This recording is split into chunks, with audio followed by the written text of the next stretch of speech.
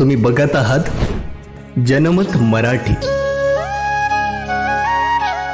श्रीरामपूर तहसील कार्यालयातील दुय्यम निबंधक कार्यालयात खरेदी विक्रीसाठी तसेच वारस हक्क सोड, जमिनीचे बक्षीसपत्र तसेच बँक गहाणखत आदी विविध कामांसाठी तालुक्यातून येणाऱ्या अपंग तसेच वयोवृद्ध आणि अपघातग्रस्त झालेल्या सर्वसामान्य नागरिकांना दुय्यम निबंधक कार्यालयामध्ये जाण्यासाठी कोणत्याही प्रकारच्या रॅम्पची व्यवस्था करण्यात आली नाही।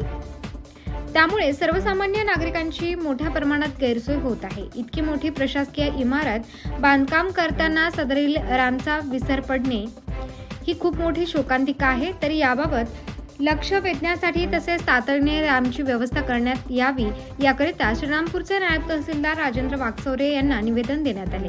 यावेळी नायब तहसीलदार यांनी आश्वासन दिले की तातडीने प्रस्ताव बांधकाम विभागाला पाठवण्यात येईल व नागरिकांची होणारी गैरसोय दूर करण्यात येईल।